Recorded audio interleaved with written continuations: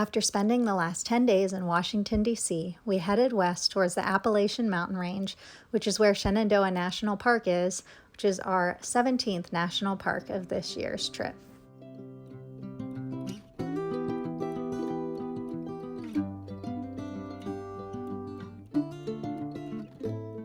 This video doesn't quite do it justice, but the sunlight was reflecting just right off of the lichen that was coating these trees. When we were in the Hoh Rainforest, a park ranger there taught us that lichen's unique because it's actually a symbiotic relationship between a fungus and a bacteria that acts like algae.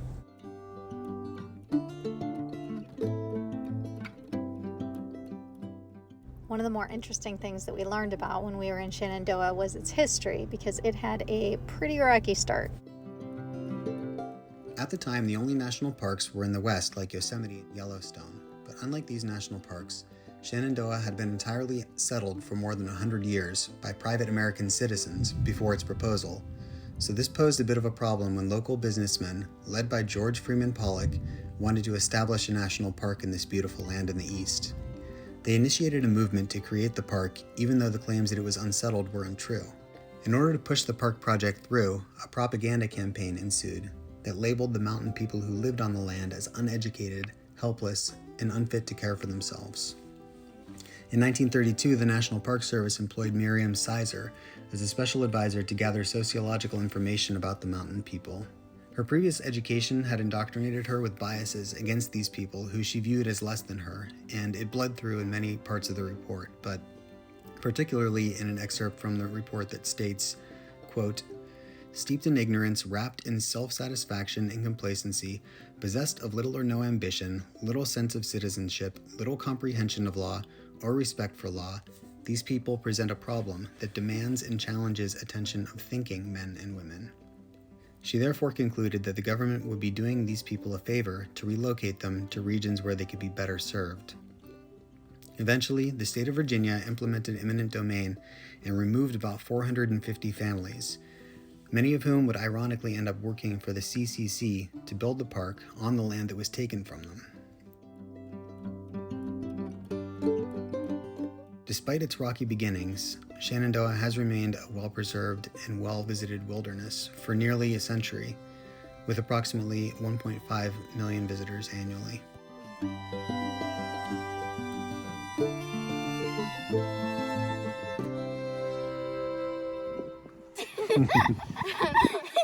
We're in Shenandoah. Go. We are in Shenandoah National Park today. We just have the girls with us because Nico wasn't feeling well, so Luca stayed back with him.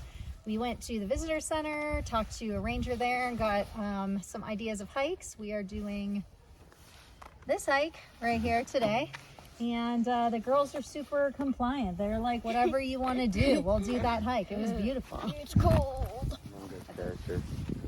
Are you ready for this hike? He's an Among Us. Born ready. He's Among Us character.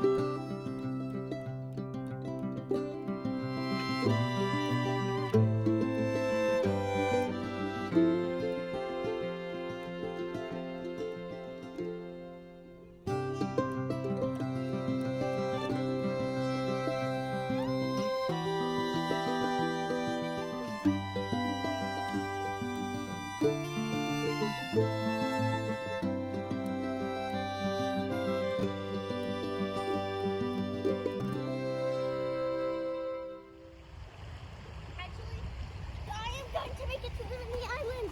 I have decided on what I want to do. I want to make it to Mini Island. Oh my goodness. Oh, that's such a horrible idea.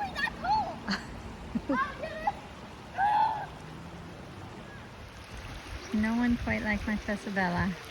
It's freezing cold, but she wanted to be in the middle of this little creek. So she goes barefoot, takes her coat off, and has been playing out there. Perfectly happy.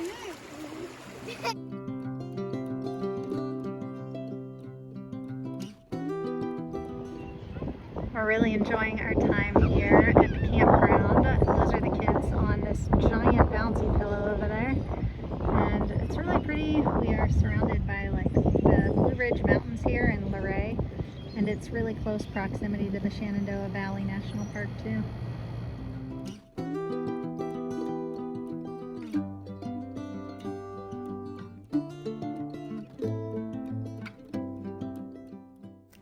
Luray Caverns is a privately owned cave system near Shenandoah National Park, and it is America's third most visited cave system.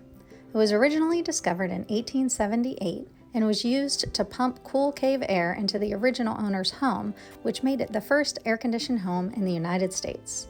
Eventually, after a 20-year obsession with cave air, the owner, Colonel Northcott, finished building a large plantation-style sanatorium, which he believed provided cures to those suffering from respiratory illnesses. He engineered this house to have complete air turnover every 5 minutes for its visiting invalids, which is crazy because this approaches today's current hospital room air turnover rates. It provided these services until 1940 when it was destroyed by fire.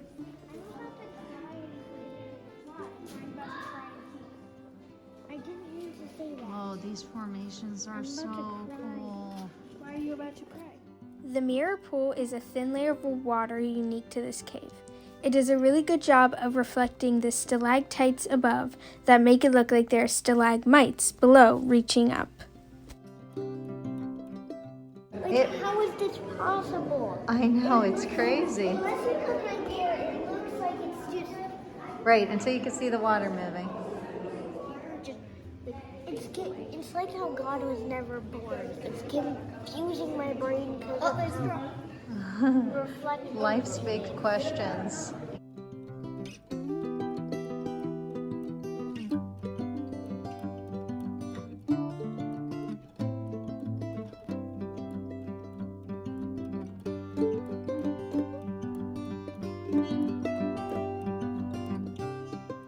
The Great Stalagpipe organ was created using strikers that tap on stalactites to create different tone as the organ is played. So this organ uses stalactites instead of pipes to create music. Weddings are often held in this cavern to the music of the organ.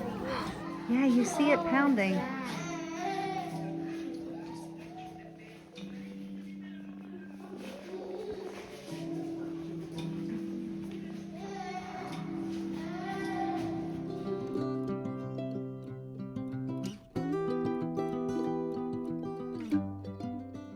These columns in the cave are the biggest ones and the tallest ones, and they're 47 feet.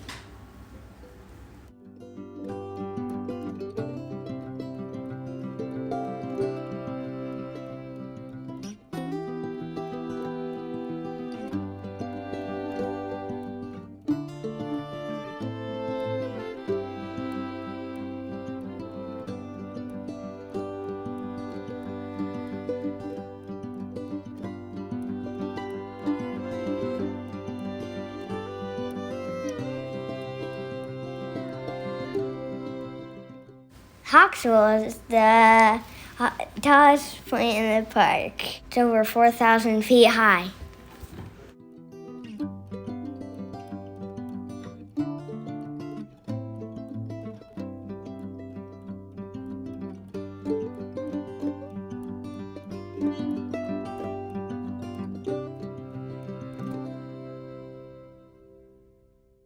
Today's our last day in Shenandoah National Park. We actually extended a day because we were having so much fun here and we really liked our campground. And tomorrow we head back to Ohio. But today we are doing a hike into Dark Hollow Falls, which is kind of down into this canyony crevice area. So the hike down shouldn't be too bad, but we will see how the hike up is.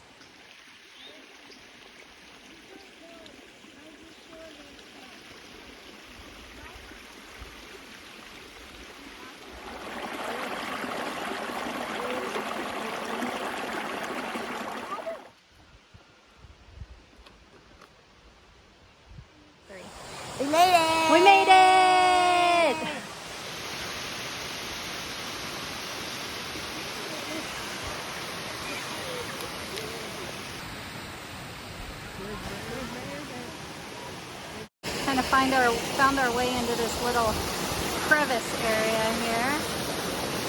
This is the lower part of the falls. Selah's trying to get to where I am. And Luke is lounging.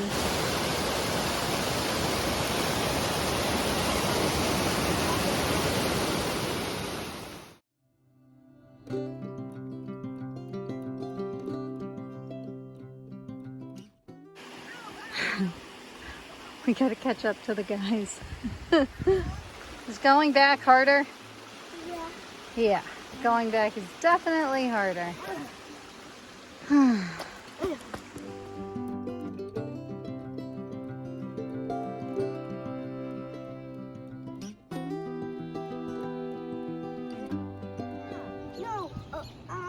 one of our, at Halloween, when we were going back, we didn't buy them. Oh yeah, you're right. Someone gave them to you. Yeah, we didn't buy them. Oh, I would never think to give people fire starters for Halloween. No, it's not fire It wasn't. starters. It was fire. Oh, there it goes. Yes. Yes.